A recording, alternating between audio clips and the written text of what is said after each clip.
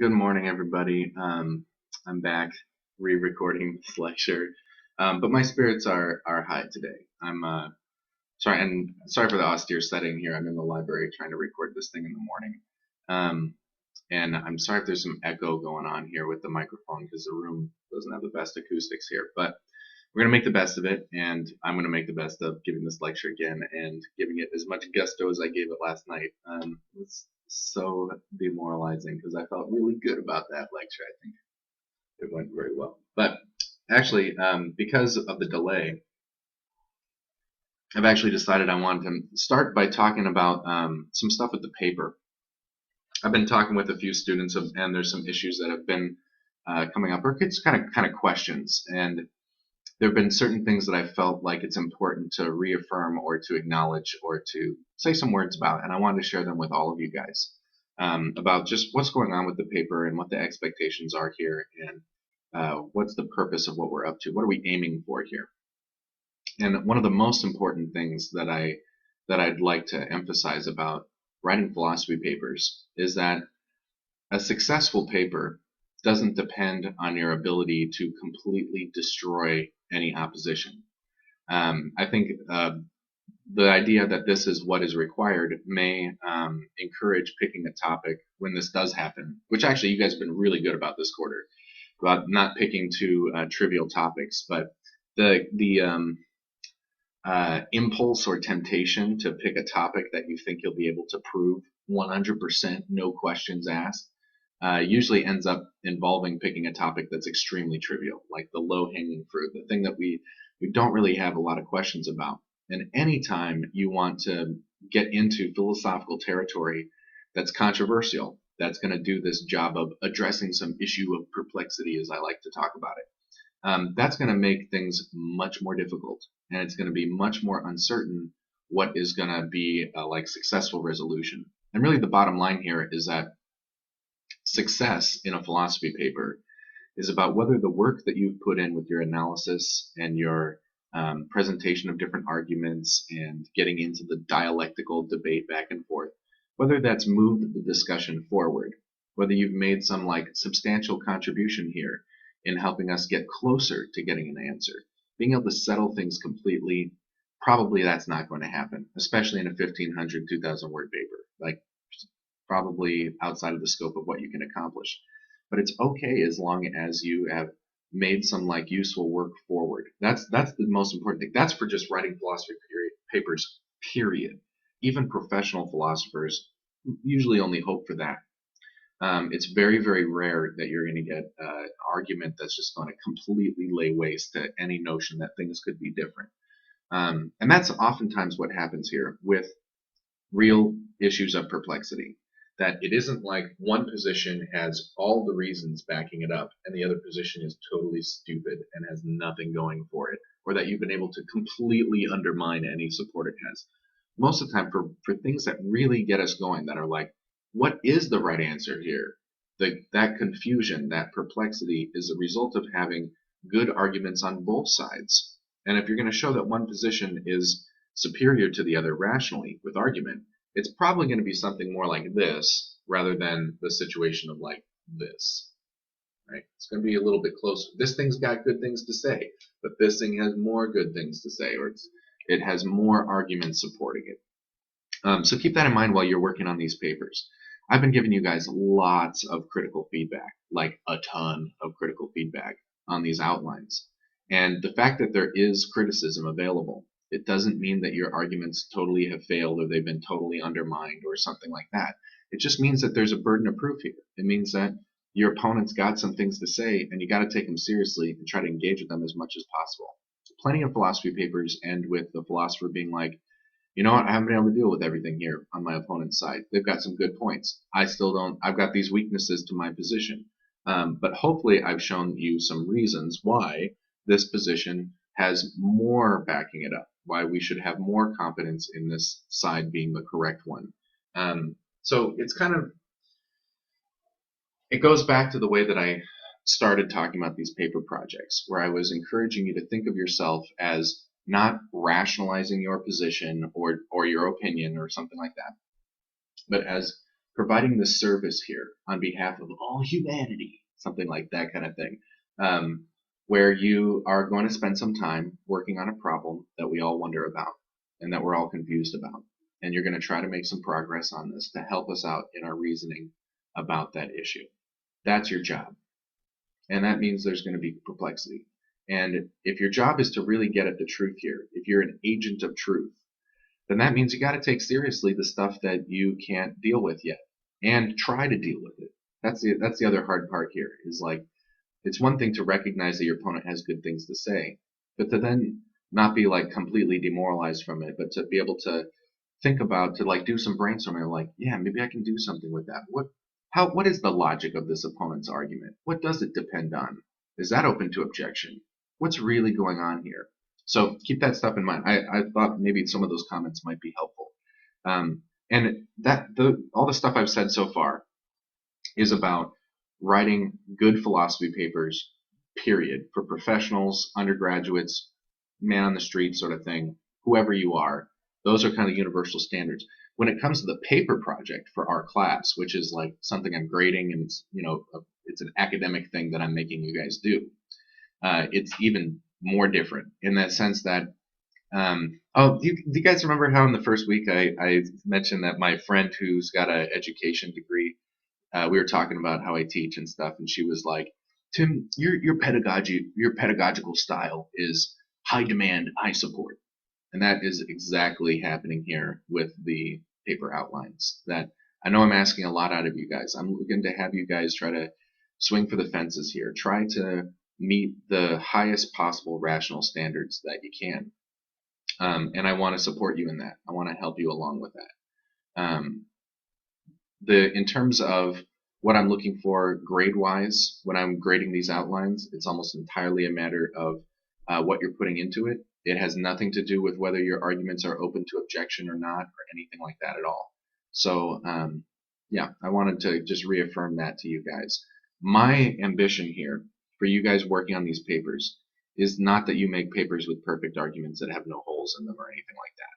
What I want you to do is just engage in this debate sincerely and seriously as much as you can. I want you to get involved in that debate, to recognize where there is, first, you've got a position, to have some self-awareness about why do you hold the position that you do? What is it based on? What are the sources of this? And then to think about charitably what your opponents can think. Where are they coming from? What do they have to say? And then to get into the discussion there, to have that be a dialogue that you're going to sort through and try to make sense of, to respect the issues about burden of proof, and to respond, to give rebuttals to your opponent's criticisms, to just engage in that process, to be a part of that game is my main hope and goal in assigning this whole paper project. But it's a lot. Something that might help you put it in perspective is that even a professional philosopher who's working on a paper, it takes them 6-9 months to a year to put together a philosophy paper. It takes that much work. Some people are like churning them out like mad, but for most people, it's like this really careful research, discussion, editing, like countless revisions type of process. And we're spending the whole quarter kind of thinking about it, or most of the quarter thinking about this paper that you're working on. But even that is an incredibly narrow window here in which to try to write a philosophy paper. So we're asking for a lot here. This is a pretty serious challenge, and I wanted to just affirm that for you guys in case you're feeling some struggle with it and not sure what to do. And I want to definitely emphasize here, talk to me. I want to help you. I want to be a part of this process with you. And if you're feeling demoralized, if you're not sure how to respond to my criticisms, or even what my criticisms are asking for, if you're not sure what the expectations are here, hopefully my comments here clear that up a little bit. But I'm happy to talk to you more in person. Another thing I wanted to kind of remind you of as a resource here is that writing guide that I sent out for the outline. All that stuff still applies. Those are like, it's like a guide to help with writing a philosophy paper, period, at whatever level in the process you're at. All of the things I talk about there are what we care about in putting together a good philosophy paper. One final thing I want to say about standards for good philosophy papers. one of the most important things about doing philosophy that I've talked about before, but is worth repeating, is that in philosophy, what counts as a good argument and what is convincing or ought to be convincing is part of what we're here to debate. And we don't want to beg the question about it. There's no clear procedure about how to proceed with doing a philosophy paper. There's some basic formal things that we care about, like my writing guide is trying to articulate some of those basic things that we'd always care about. The Code of Intellectual Conduct is another resource for this. But there's a lot that's under debate. There's a lot that's we have disagreement about. We're not sure what's the right way to do it. And that's part of what we've got to sort out. So it can be a little disconcerting being in that kind of environment where there aren't clear methods and strategies for right answers. There are some techniques that you see commonly used. There are some ideas that people commonly might take for granted. But all this stuff is kind of, we're here to discern what's the right way to proceed. And that's what I want you to be working with too. That's part of the challenge that you've got in writing these papers is figuring out what you think is the right way to attack this topic. What's going to settle the issue? What's going to adjudicate this disagreement? So I hope that helps. Please come and talk to me more. I'm happy to be providing more support for you in answering questions and helping you work things out and think about them. So yeah. All right, let's talk about Mumford. All right, moving on to Mumford. Oh man, I'm sorry. There's just a little bit more I got to get over, I guess, in my heart to redo this lecture. But okay, so I'm very excited about this lecture, and I'm very happy to give it again because the content of it is so important and so relevant to a lot of the discussions I've been having with many of you guys outside of class this quarter. By this point, we've already brought up some of these questions about what's the relationship of science to what philosophy is up to, what is metaphysics all about. I mean, we've talked a lot about that throughout the quarter, and outside of class, I've had even more discussions with you guys about how do we fit these things together? Like, what role does science play in doing philosophy, and in what way can philosophy proceed in searching for truth in a way that might be not using empirical methods? So that's what we're here to discuss explicitly with Mumford. I'm going to do some framing here. So the first reason why we might want to talk about this is a very uncontroversial observation that everyone who talks about philosophy of science kind of observes. This is not something that there's a lot of debate about. Science and metaphysics have the same goal. At the broadest level, they're trying to do the same thing. They're both interested in how does reality exist? What's going on with reality? They're both interested in that. That's something that they're both pursuing in their own way. Science wants to know how the world works. What are the facts? What's going on? How is it structured? What are the rules to all of this? Why do things happen the way that they happen? How can I predict the future? What future things will happen? What will be true in the future? These are all things that science has got in its wheelhouse. And we know from our discussions about metaphysics that that's exactly what metaphysics wants to understand too. What exists? How does reality set up? What are the whole rules to this game of reality? What's going on there? And how do these things exist? What kind of reality do they have?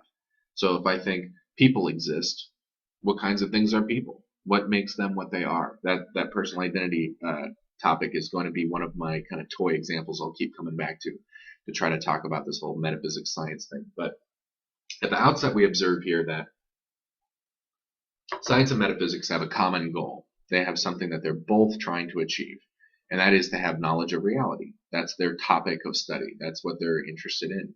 But then when we kind of think about this intuitively, and you probably already have felt this way in the class already, that you're like, man, my philosophy class does not feel like my physics class or my chemistry class or my biology class. These things seem very, very different from each other. And in fact, what a scientist does and what a philosopher does, what a metaphysician does. And by the way, I love that little thing from Mumford about metaphysicians and metaphysicists. He's like, it's about physics, or shouldn't they be called metaphysicists? But yeah, we always say metaphysicians, so a little hexagram about that. But As soon as we start thinking about like what does a metaphysician do and what does a scientist do, they seem like they're doing very different things. But there's some sort of intuitive distinction between science and metaphysics. Something's different between them. There's maybe some things that are the same, but there's also some things that are different. And we want to get straight on that. And that's where a lot of the controversy lies. How to understand that distinction. What is it that makes science and metaphysics different from each other? That's one of our core questions here. So there's two questions that Mumford's really interested in exploring. One of them is what makes science and philosophy different? What makes science and metaphysics different? The other question, though, is about whether science or metaphysics might be logically or epistemically prior to the other. And I want to explain what that means to say something's logically or epistemically prior to the other. It's basically a metaphor of like foundations. So, and this is going to be cut both ways. So there's going to be, throughout the Mumford article, you see examples of theories about science and metaphysics where they might put metaphysics as the foundation that science builds on, or where actually science is the foundation that metaphysics builds on. Let's talk about the most traditional view here as examples of what we mean by logically or epistemically prior. So let's say that we wanted to claim that metaphysics is logically prior to science.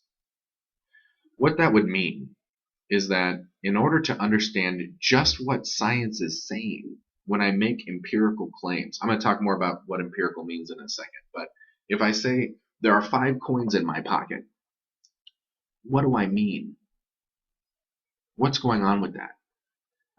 What's the content of that claim? Maybe the content of the claim that there are 5 coins in my pocket depends on certain metaphysical assumptions. So, for example, if we go the most like intuitive, realist sort of like pre-theoretical, pre-philosophical way of thinking about reality, I think that when I say that there are 5 coins in my pocket, that there are these things called coins, they exist independently of my existence. There are physical substances that are not just things in my mind, and they exist in a certain absolute physical location in space, and there are 5 of them. Like I probably mean something like that.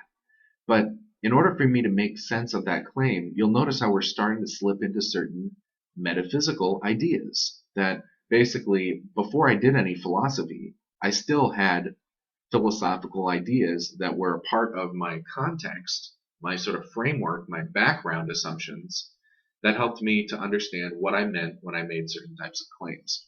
Think about how the world, what sort of claim, how something like there are 5 coins in my pocket is different if we're like stay in the Matrix or we're in the brains and vats, the handless brains and vats scenario. Then what we're talking about is very different. So maybe the meaning of claims that I make that have to do with experience in some way depend on a certain metaphysical backdrop in order for me to understand what they're saying.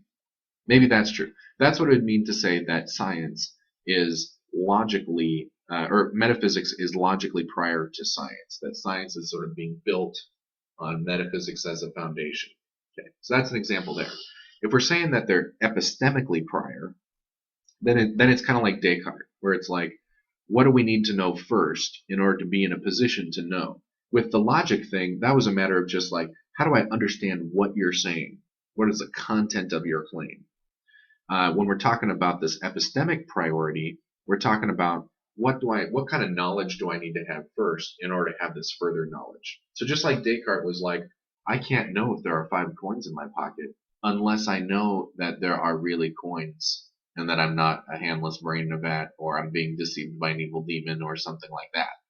So he had to figure out that knowledge that he existed, that God existed, that God was going to make sure that when he clearly and distinctly perceived something that it was actually true.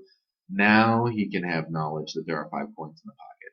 Now he can have knowledge of, Newton's laws and stuff like that. Now we've created the metaphysical foundation that makes the world safe for empirical knowledge. That's the idea of epistemic priority. Okay. So those are kind of the two questions we've got here. What makes science and philosophy different from each other? What's just the distinction between them? And then what does that mean for how they relate to each other? So just to kind of give you a little bit of more motivation about why we care about this. If science and philosophy, science and metaphysics, I keep going back here using philosophy and metaphysics. I'm going to use those interchangeably, but just think, we're mostly talking about metaphysics here. If they're both about the same subject matter, trying to make sense of reality, they've got the same goal, but they're doing things in different ways. How can we coordinate them with each other? Is there some sort of relationship here? We don't want to just be stepping on each other's toes. Philosophers really want to talk to scientists, and some scientists want to talk to philosophers. I'll be honest, not all of them. But some of them, pretty much every scientist I've met in person, we get into a conversation. They're fascinated by philosophy. They're like, yeah, this is really interesting how there are limits to knowledge and that there's limits to what science is doing. And what does philosophy have to say about this stuff? Like, they're curious, just like any other human being, about this, even though it's not their stock in trade to do metaphysics. They still, and some of them really dabble in it. Some of them really love to get in there, like Stephen Hawking, I think, because he's doing a lot of metaphysics too in his work. But that's why we care about this. Is that it's not just a kind of academic curiosity about what's this difference between what happens in the science department and what happens in the philosophy department. We're really interested in where's the room for coordination here. Where might we be getting in each other's territory inappropriately? I've got some anecdotes. I have all sorts of anecdotes to tell about relationships between philosophy and science from the work that I did in cognitive science in my grad program. Cognitive science is one of my major interests philosophically. And by definition, this field is interdisciplinary. And there's kind of different jobs that need to be done. We want to run some experiments. We want to make some observations about people's cognitive behaviors and how the brain works and stuff like that. But then there are these metaphysical, philosophical questions that get in there too. And here, I'll just share one thing that one little anecdote that I definitely saw to be true. When a philosopher who did cognitive science wanted to try to design their own experiments, they usually did a very bad job of it. They're like really bad at putting together a good experimental procedure. I wouldn't try to do it. I definitely don't have the kind of training to pull that off very well. I don't know how to meet the standards there as well as people who really focus on this. So when the philosophers try to do empirical science, they usually screwed it up pretty bad. But, and there's a flip side to this, when the research scientists were doing these studies and making experiments, and then they were trying to interpret their findings, which scientists do. They don't just record patterns. They try to make some arguments about what the evidence shows, what we should think about things theoretically. A lot of times the scientists were very bad at building the theories that were supposed to be what their experimental evidence proved. And that's where philosophers did a much better job. That's more of our stock in trade, is this kind of theory building, like the Goodman stuff, like how to build a good theory, good paradigm, good representational model of what's going on in reality. And what are the sorts of anticipating the kinds of questions or objections or concerns about a certain way of theoretically understanding or interpreting the data. That's what philosophers were very good for. So, I mean, that's the dream here, is that we want to find some way for these things to coordinate, because we're really on the same side here. We both want to get truth of reality, but we have there's differences going on. So what are those? So that's why we care. So this is kind of a bunch of the framing here for the discussion. And I got one more framing element that I want to talk about before we actually get into the actual discussion here about different ways to think about philosophy and science. So I want to remind you of this model that we've had. Oh, and by the way, in case you're wondering, this question about what's the distinction between metaphysics and science, and which of them might be logically or epistemically prior to the other, this is a metaphysical question. You can't really study it scientifically. There's no way to scientifically study what's the difference between these two fields, or especially what are the standards on which they're going to be intelligible and justified. That's philosophical work. So this is actually something that we can't design an experiment for. So this is metaphysics. It's a metaphysical question we're asking. And like other metaphysical questions that we've asked, like say, let's go back to personal identity. Remember we did this thing where we were like doing understanding A's in terms of B's, that I wanted to like, there's this thing that I have a pre-theoretical understanding of, like personal identity. I'm like, there are people. I mean, I believe that there are people. I have a concept for this. Now, what is it really? Let's get a theoretical analysis that really pins down what's the essence of this thing. We're doing the same thing here, although now, instead of personal identity or people, there's a distinction here. I intuitively recognize there's a distinction between what science is doing and metaphysics. Okay, but I'm not exactly sure what it is.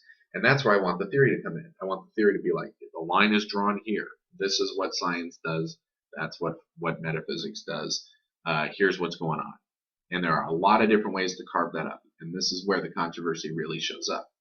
And just like in the personal identity discussion, there were some pre-theoretical intuitions we had about identity that we used as kind of a metric for what would be a good answer and what would be a bad answer, although it wasn't a knockdown argument, because we saw with Parfit that you could have a counterintuitive theory, still might be right. It's just, Parfit had his work cut out for him, because if he wanted to deny these intuitions we had about identity, he had to find some way to justify the rejection of those intuitions. Same general rule here, same game plan here. We've got some pre-theoretical ideas about what this distinction between science and metaphysics is all about, and what's going on with science and what's going on with metaphysics. Here are 3 things that we would like to see out of our analysis, out of what would be a good answer. And these are up for debate too, okay? So keep that in mind, just like that's a lesson we learned from Parfit. The first thing is that we want to respect the intuition that there is a distinction. And actually, one possible answer here is that science and metaphysics really aren't different. In principle, they are not different. The differences might just be appearances that are not really fundamental to what it means to do metaphysics and what it means to do science. That's an option. We're actually going to look at one of those options at the very end of the Mumford lecture. I probably won't get to it today, but maybe on Monday when we get back together again. Okay, so that's one thing. We got this intuition that there is a distinction. Probably a good answer is going to be able to explain that. And even if we wanted to say that there wasn't a distinction in principle between science and metaphysics, there'd still be a burden of proof here to explain the intuition that there is a difference. So why do we feel like there's a difference? If there isn't one, then what are we being sensitive to here? Okay, so that's one thing we want. The second thing that we want is it would be nice, this isn't a deal breaker, but it'd be nice if we could understand how metaphysical claims are just meaningful, like that they're saying something intelligible. And this is a real question. You might be like, yeah, why would there be any question about that? I mean, we were talking about all this metaphysical stuff. You're saying it's just nonsense. What's going on there? This will become a little clear in a second when we get to logical positivism and verificationism. But there's a threat here. There's a threat to metaphysics that maybe metaphysics just doesn't even make any sense at all. Maybe we're not talking about anything when we're talking about metaphysics. Let me kind of give you an example here of what we mean by saying a claim is meaningful. Let's go back to I've got 5 coins in my pocket thing. If I make this claim, there are 5 coins in my pocket. You know what I mean, but with those words, in the sense that you're able to imagine what it would mean for it to be true. You'd be like, well, there'd be this pocket thing, and there'd be these things in the pockets, and there's coins, and there's 5 of them. It wouldn't be hard for you to put together a picture of that. If I said my car got totaled, you'd be like, I know what that means. I mean, it's probably in a big wreck right now. It's all smashed up and stuff. You know what the content of this claim is supposed to say, even if you don't know whether it's true or not. Do I have 5 coins in my pocket? You don't know. You haven't looked. You don't have any evidence for it. You just maybe take my word for it or something like that, but you don't know. But even if you don't know whether the claim is true, you know what it would mean to be true. And that's all that's needed in order for a claim to be intelligible. Let me give you one of these silly examples I've used in the past. Take the claim. I'm going to make a claim to you. I say, I believe that there are aliens on Alpha Centauri, and they really like Nicolas Cage movies. That's a claim. You know what I'm saying, inasmuch as you can put content to those words, that it's a meaningful sentence to you, even though you don't know whether it's true or false. You know what I'm saying. You're going to be like, Tim, you don't have any evidence for that. But you wouldn't be able to make the claim that I don't have enough evidence to believe it if you didn't know what the claim was saying. And you can do that. You can be like, okay, well, I know like what it would mean for that claim to be true. There are these things, they're on Alpha Centauri, they have preferences, and those preferences include a strong preference for Nicolas Cage movies, something like that. You're like, okay, I can imagine that. But now let's go to and those claims are empirical claims. They're claims about things that we can observe. Okay, that's what we mean by empirical. An empirical claim is a claim that is based on observation or based on experience. That's all we mean by empirical. And those claims are empirical because even though I don't have the experiences necessary to know that there are aliens on Alpha Centauri that like Nicolas Cage movies, I do know that this is something that would admit of observation in principle. And that's the key thing here. Other types of claims, though, metaphysical claims, are not empirical. They don't seem to depend on observation for them to be true. That was one of the things that was kind of wacky about when we were talking about like personal identity and stuff like that. And some of you guys were really kind of struggling to be like, this is a weird way to think about truth. Like, how can we explore the truth if we can't make observations of it? That kind of thing. Metaphysics seems to go beyond that in a certain way. And what I mean when I make metaphysical claims doesn't seem as easy to cash out as when we're trying to make sense of empirical claims, like in the examples I was just providing. So when I say something like humans have free will, or they don't have free will, or God exists, or God does not exist, or personal identity is a matter of having the same body, or personal identity is a matter of having a soul, personal identity is a matter of psychological continuity, or something like this. I mean, we throw those claims around, and we think that they mean something. We think we know what they mean. It might be hard to cash out and define exactly what that is, and in fact, that's one of the major jobs that metaphysicians do, is just to make sense of what these claims are saying, and what it would mean for them to be true. And there are things that we can say there. There are attempts that we can make. It's not an impossible task. But we might have some worries that might make it seem as that we can't actually speak intelligibly about metaphysics. So we think we're saying something sensible, but maybe we aren't. That's going to be a problem that's going to come up with logical positivism. So hang on to that. But this second theoretical desiderata, or this second criterion of what we would want out of an answer, a theory about what's the difference between science and metaphysics, is that we'd like that theory to be able to explain why we think we know what we're talking about when we're making metaphysical claims. So when we're making claims that don't have to do about empirical states in the world, what are they? How does that mean something? And not just that it has like meaning in the sense of like meaning of life or something like that, but in the sense of that this claim is intelligible, that I know what content it has, I know what it would mean for it to be true.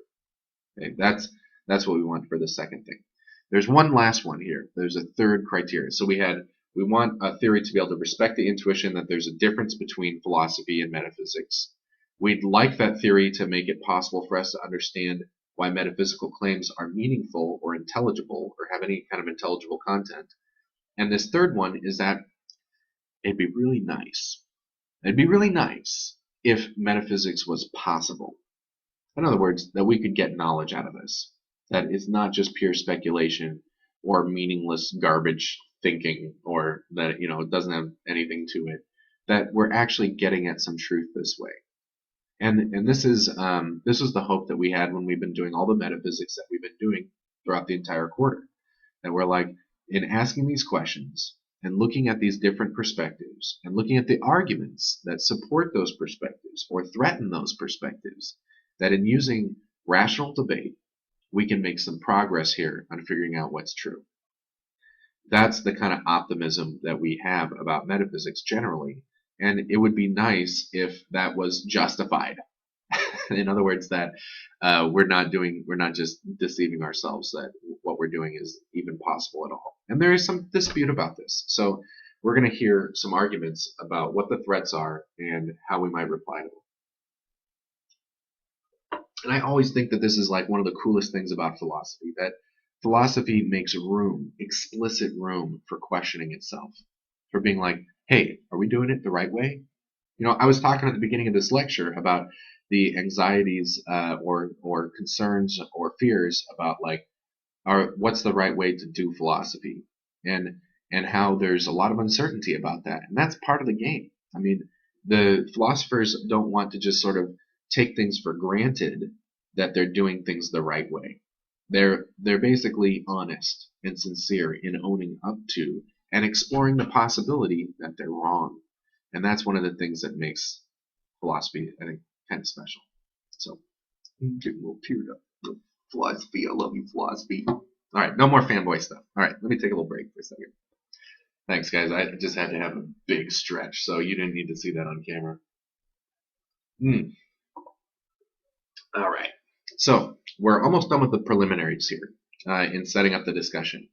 There is one more thing that I want to offer here. I gave you a definition of empirical a second ago. Empirical claims, we've been talking about empirical claims all the time, but again, empirical claims, or the realm of empirical matters, has to do with what is within the realm of observation and experience. What can I know on the basis of experience? Pardon me. Ooh, hiccups. I got the hiccups last night in the middle of the lecture too, so maybe it's something about what I'm talking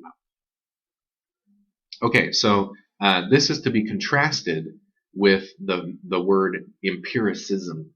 And we're going to talk about empiricism in this lecture too. Empiricism is a particular philosophical position that says that all knowledge proceeds from experience. That basically the only way to know things is through experience. And there's some exceptions given, like little, but they're not supposed to be big deals, like that math, the truths of math, the truths of logic. Those are not supposed to be based on observation and experience. They're just not. But they're also kind of trivial. They're just like things that are trivial, conceptually true. Like when Hume was talking about relations of ideas. And by the way, one other thing I think is kind of cool about this Mumford piece, an experience that I kind of hope that students have with it at this point in the quarter, is that, you guys have been struggling through a lot of potentially very foreign material, discussions you've never gotten into before, some weird, wacky stuff. And Mumford kind of like pulls together a lot of elements of what we've been studying. So I hope that you're having kind of this experience of like putting some pieces together, and you can take some pride in how you've acquired some concepts and you've gotten familiar with them. Now you can do something with them to like think about more matters, deeper issues. So I hope that you're having that experience. That's something that I intend try to make happen with the way the class is designed. And that's one thing that Mumford is really helping for here too. The stuff that Mumford talks about in this article is going to give you really good foundation for a lot of other stuff that's going on in philosophy. And this story of empiricism, of science and philosophy, is one that we're going to start here in a second with way back with Aristotle. It's like going on way back then. And there's been a long history of discussion about this very topic and how to understand it properly. And Mumford's giving us kind of a light speed, journey through the historical backstory here, but he is hitting a lot of the really cool highlights here, and a lot of the material that's in this chapter is like really important for a lot of other philosophical matters. So this will serve you well if you want to go on and do some more philosophy. Okay, so we do start with Aristotle here. Aristotle is where we get the name metaphysics, but there's kind of a funny story about where we got this name and what it really means. Metaphysics doesn't really have any special meaning. In Greek, it just means after physics. And it was a name that scholars gave to one of Aristotle's collected works that we didn't have a name for. And they gave it the name Metaphysics because this was the book that Aristotle wrote after he wrote the Physics. That's it. That's all metaphysics means, after physics. So Aristotle wrote this book called The Physics, and in the Physics, he's doing a lot of like early natural science, natural philosophy stuff. He's He's doing a lot about like categorizing different types of objects. The whole idea of the binomial nomenclature that we use in biology to like identify genus, species, and stuff like that. That all comes from Aristotle. Aristotle's really keen on like noticing the patterns in things and then using those patterns to like organize reality into what's going on with it, and doing a lot of like pattern building to try to understand how the world works, and giving different theories about why things are the way that they are when it comes to empirical matters. But then Aristotle wrote this other book about reality after the physics, the metaphysics. And in this book, he's asking a lot of different questions. And there's still stuff about reality and still stuff about like what's true in reality, but it's at a really different level. The physics is predominantly focused with explaining things that we're observing. It has to do with observation and that sort of thing. But in the metaphysics, Aristotle's asking questions like, what does it mean to exist? If we say something exists, what are we talking about? We want to talk about things causing other things. That's like a major way that we explain reality. What is a cause? How do we decide that something is a cause? What are its components? When we say things have properties, when I say my pocket has the property of being filled with 5 coins, or if I say like this fabric is black, like then I'm attributing a property to it. Or there's good old water in the cup, right? There's water in the cup. That's a property of the cup. It's filled with water. That I'm wearing glasses. These are different properties. We attribute properties to things. We want to know what are the properties of things. And Aristotle in the Metaphysics is asking some deeper questions about like what is a property? What is an essence? How do we come up with that concept? What is it supposed to refer to? So these are questions that are a lot deeper, and they can't really be answered from observation. Let's go. This is probably the right time to talk about this point. So I've said this early idea we get from Aristotle of maybe what's the difference between science and metaphysics is that maybe science has to do with what we can empirically know. So what I can know on the basis of experience. And metaphysics concerns everything that I care about, everything that I wonder about, that is outside of the realm of observation. That's basically not in the empirical realm. That's stuff that I can't figure out using empirical means. Maybe that's metaphysics. And I want to kind of go back to this personal identity thing to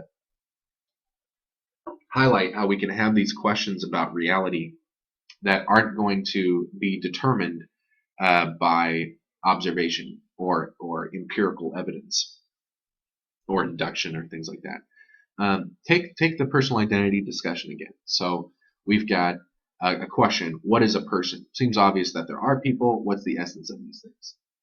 Whether you thought of a person in terms of a body, a soul, or mind, or about this sort of psychological continuity of memory relations and other things, the world is going to look exactly the same to you, no matter which theory is the correct one. So this was an example I used last night when I made the lecture, and it was kind of a little raw. It still is a little raw, but it's really it's I think a really powerful example. So I'm going to use it. It's a powerful illustration. But I was in the hospital yesterday again, watching my friend there dying, or maybe dying, or we don't know. But he's hooked up to all the machines, and he's got the breathing machine going and the circulating blood and everything. And as I'm looking at him, and I'm thinking about like what's going on with him, like does he have a lot of brain damage? Like where's his mind? Is there a soul? Like is he around? Do I feel his presence? There's all these kinds of questions that are going on when you're in that kind of situation. And no matter how I think about that situation, whether I think all Dietrich is just a body laying there in that hospital bed, or whether there's a soul in him, whether there's a mind, a like spark of consciousness, a mental substance that's distinct from that body, that's still in existence. Maybe still is even located, or maybe it's some out of body sort of thing. Maybe they can be separated like that. Or whether it's about the connections of memory So where I'm like, if he has enough brain damage, will he be the same person even if his body recovers and he's able to wake up and everything again? Like, no matter which way I'm looking at it, no matter what lens of personal identity I'm looking through, everything I get from the senses is exactly the same. The way that he looks sitting in that bed, the smells in the room, the touch of his like cold arm, and all these things, they're all going to be exactly the same, no matter what theory of identity I'm running. So that's a kind of, I think, a powerful demonstration of how metaphysical matters won't be determined based on some kind of empirical observation. Everything that I'm getting from the senses doesn't tell me what's the right way to think about what's happening, or what's the right way to interpret what I'm getting from the senses. Like, what should this mean? Like, let's say he's got all that brain damage and doesn't remember anything. What does that mean for his identity? Does it matter at all? That depends on which metaphysical theory of identity is the correct one. So this is how, again, to emphasize this point about how metaphysics might be defined by something that's just the realm of thoughts about existence and reality that don't have to do or cannot be settled through empirical means. Think about whether we have free will or not. Reality could look exactly the same. It might seem to me that I've got free will. I feel I make a thought, I attribute it to myself as an intention, and then when I act in a way that's in accordance with that intention, I think I had free will. I determined what happened. I made a choice. But when we think about metaphysical positions that say there is no such thing as free will, they're saying they're not going to deny the experience that you have. They're just going to say the experience that you have is not definitive evidence that you are able to make choices. This could be an illusion, what Dennett has called the user illusion, that I think I'm in control, but I'm really not. Everything is happening regardless of anything that I'm up to, because in fact I can't do anything.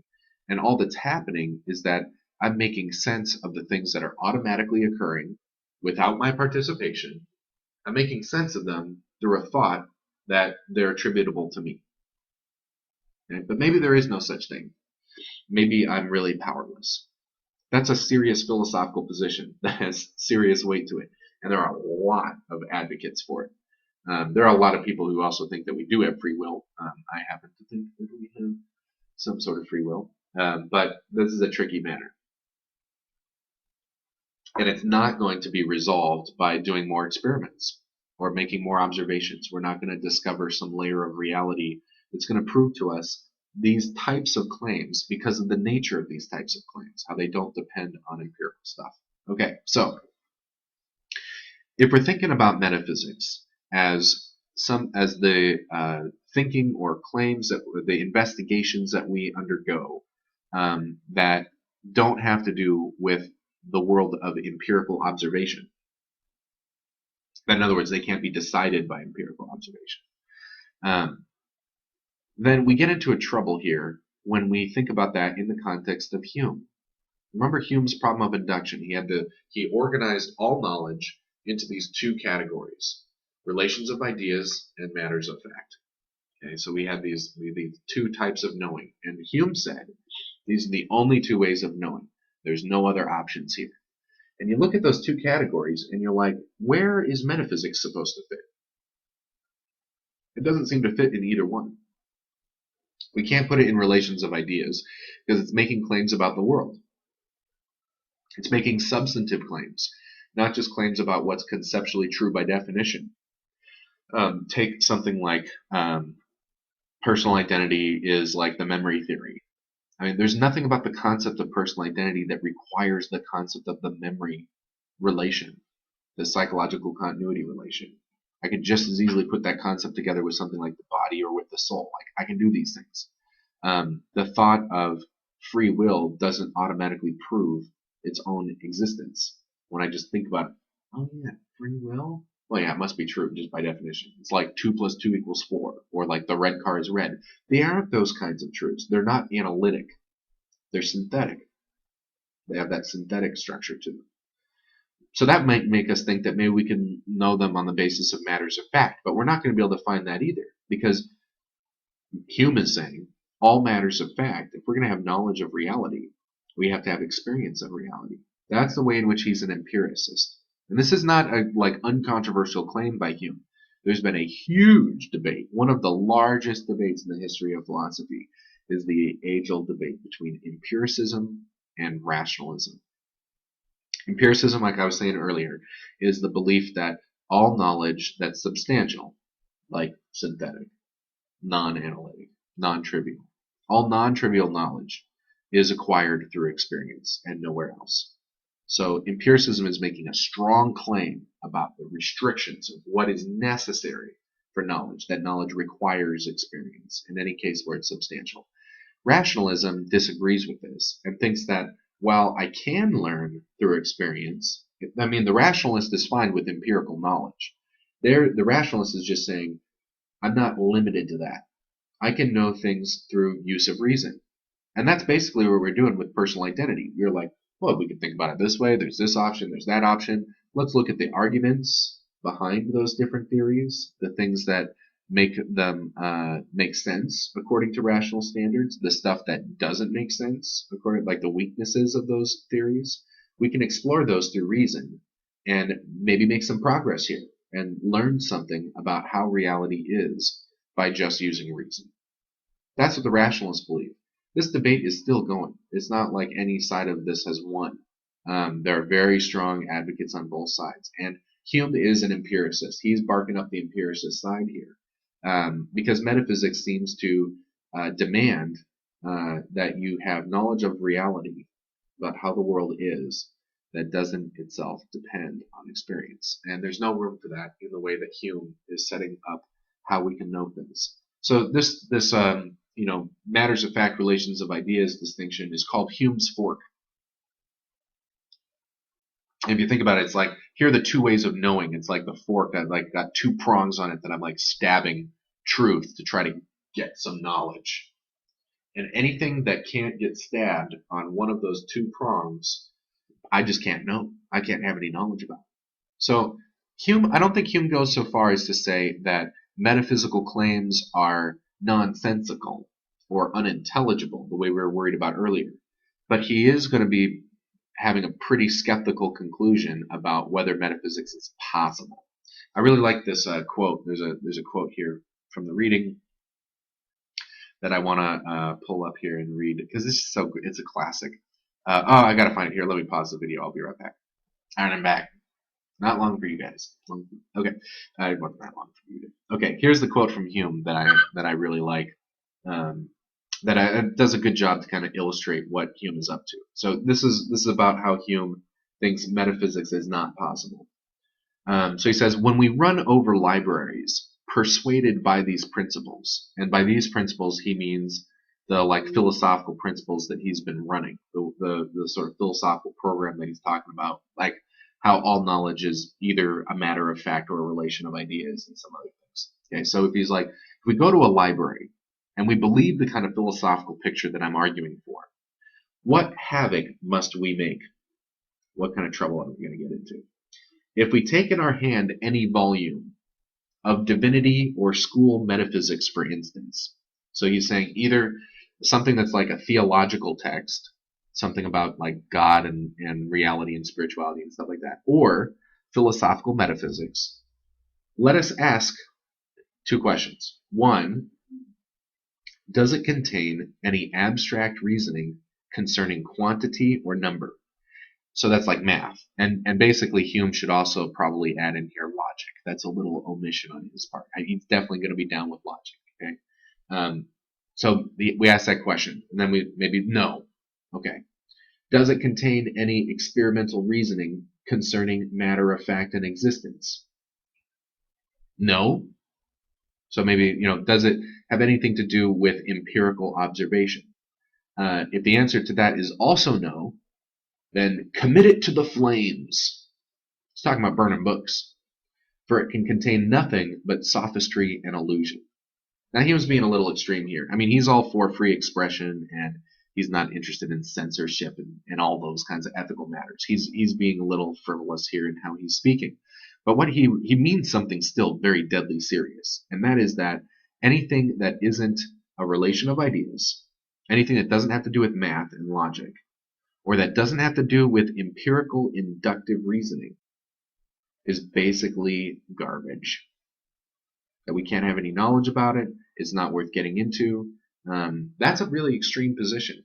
But this is the position of empiricism. And it gets even worse. So after Hume, a little while later, this is in the turn of the 20th century, you get these guys called logical positivists. And I think I'm going to talk about them for a little while, and then we'll take a break here for this lecture, and we'll come back and do some more Mumford later. In my next either video lecture or in-class lecture. I might do another lecture for you guys this weekend, kind of because we missed class and stuff. So, but I'll get back to you guys about that, whether I'm going to do that. But I think I'll leave you with this logical positive stuff. And by the way, code word here. Let's have the code word be bacon. Bacon is the code word. Because of Francis Bacon and his scientific method. Sort of thing. Okay, so bacon is the code word. So there are these philosophers at the turn of the 20th century that were very inspired by Hume. And this whole empiricism thing. They're like, science is the shit, and it's really getting good work done. And we're still concerned about what all these other philosophers are up to and what they think that they're accomplishing and whether that's even intelligible at all. So, and actually, logical positivism is also inspired by another kind of cool idea here, that that maybe the content of a claim is defined by the way in which I get to know it. That's also kind of taken from Hume, and also especially taken from Kant and Kant's tradition. Kant comes up a couple times here in Mumford, and I mean, he's always around. He's like, yeah, Kant's got something to say about everything. So Kant might be someone that I'll tell you a little bit more about as I do more at the Mumford lecture, because he's got a lot of cool things to say here. But Kant was also very interested in this idea of sort of defining content in terms of like how it could be justified. So like what makes this kind of knowledge possible at all? That the content and the justification somehow go hand in hand. Let me explain what the logical positivists have in mind when it comes to doing science and when it comes to doing metaphysics. So the positivists wanted to say that whether a claim is even intelligible, so this is getting into the positivist position that's called verificationism. And verificationism is a theory of meaning. Okay, so it's like a semantic theory. It's almost like a linguistic theory about like, what do words mean? Words mean, claims have content. Their conceptual content is defined by what it would mean for them to be true.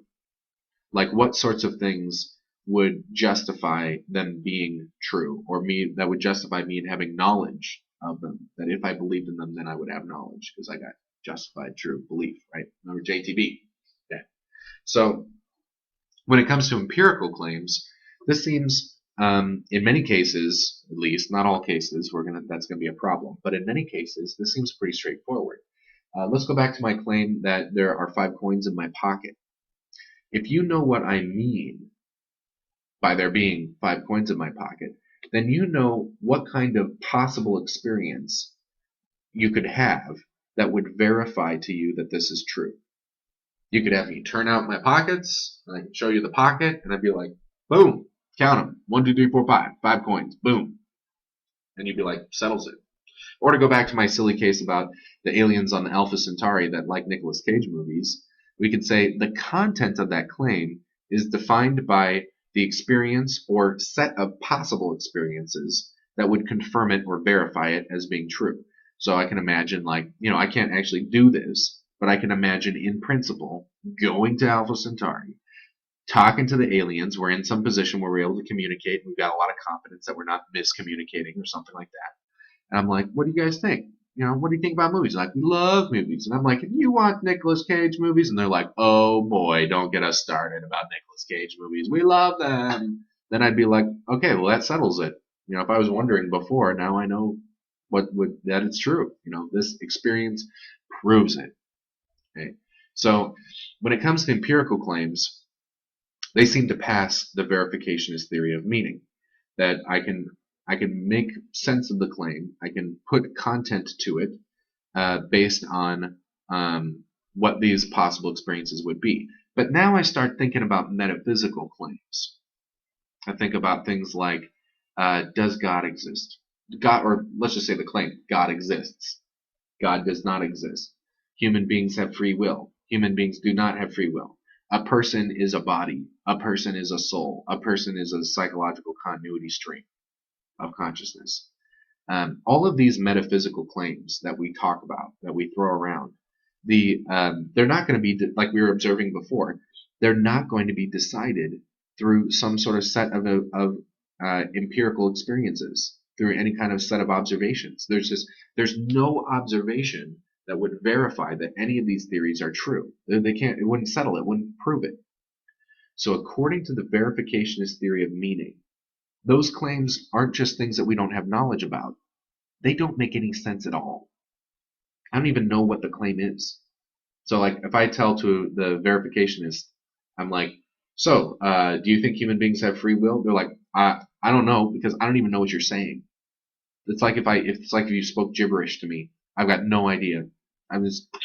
Doesn't make any sense at all. Because I have no frame of reference for knowing what experiences would confirm it as being true. That's verificationism. It's a theory about meaning, about whether a claim is intelligible or how it's intelligible. What intelligible content does it have? So according to verificationism, even though we think we're thinking about actual thoughts when we have the concept of God existing or us having free will or whatever you want, actually it's nonsense. We don't have any thought at all. We put some words together, but we don't know what they mean. No idea. And by the way, this goes just as equally well for atheism. Atheism says God does not exist. And the verification is like, I don't know what that means, because I don't know what sort of experiences would prove that God does not exist. There aren't any. You could look forever, and there could still be God. Right? There's nothing that could prove that he doesn't exist. Because he's this kind of infinite being, right? There's no way to prove that there isn't some infinite being that transcends everything. So either way, any kind of metaphysical claims you like, not just unknowable, not just like we're fallible when it comes to these things, but we don't even know what we're saying. They don't have any thought at all. They don't have any content. That's kind of nuts. And that definitely cuts against our intuition. I'm like, yeah, I do have a concept of what a person is. That's a thing. Free will? Mm-hmm. Yeah, I know what a choice is. I think I know what a choice is. God, even, there might be a little fuzzy here. Might not be exactly sure what we're talking about with God, but I know some things. Infinite being, omniscient, omnipresent, omnipotent, all this sort of stuff. Atemporal, eternal, right? I can define some content to this. I mean, even Descartes says that the idea that is the most clear and distinct in his head is the concept of God. So verificationism kind of cuts against that intuition. And it has some explaining to do. But we don't really, nowadays, we don't really ask it to do any explaining because we think it's just straight up false. And we don't say that about very many things in philosophy. Like I was talking about at the beginning of the lecture, there's like so many things that it's like we're still talking about it. It's still under debate. It's still controversial. So it's very, very rare that philosophers will say this. But and we might have healthy hesitancy here because it's happened many times before where we thought some position was dead, and then 100 years later, someone's like, "Hey, remember that idea we all thought was stupid? I actually think it's a good idea, and check out these arguments." And everyone's like, "Whoa, those are good arguments! Wow, how did we miss this?" Like that kind of stuff happens. So maybe someone will try to resurrect logical positivism. I think there's some things about logical positivism that are pretty rock solid. But the verificationist theory of meaning is about as dead as a philosophical position gets because it's open to a really fatal objection. like one of the most fatal types of self-refutations that probably the biggest example of a self-refuting position that I've ever seen in all of my studies in philosophy.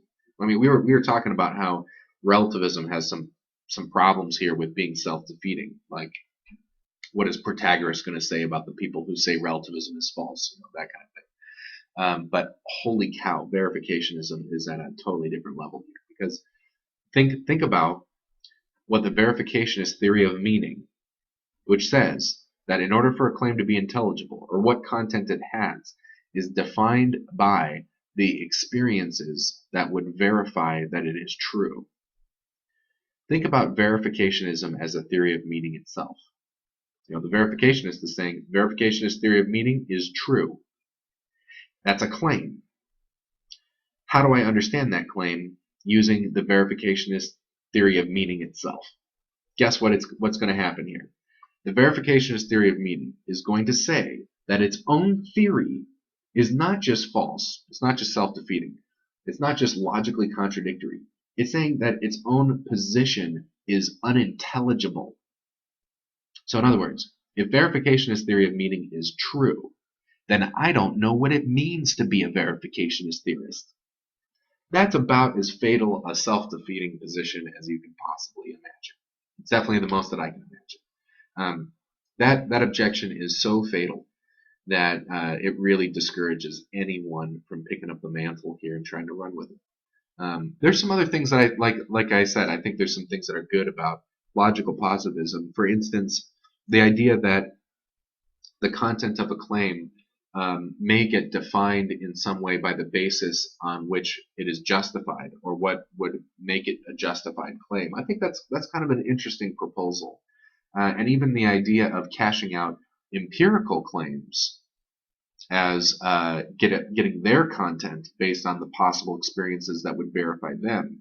That also has some other issues, but that might be savable. The problem here is how the verificationist theory of meaning says all meaning is determined using this standard or rubric, and that's where it gets into trouble. So, verificationist theory of meaning, not looking so good. So, but that was where we got some ideas here that are like perspectives that are so empiricist oriented that they threaten the possibility of metaphysics. And we're going to see a couple other positions like that too. But hopefully that gives you a good idea of logical positivism. I think I'm going to sign off here. We're going to call it good for today on Mumford. Hopefully I will not delete this video file immediately after finishing it. I'm going to be like so gingerly careful with my mouse here and be like, make sure I don't screw it up.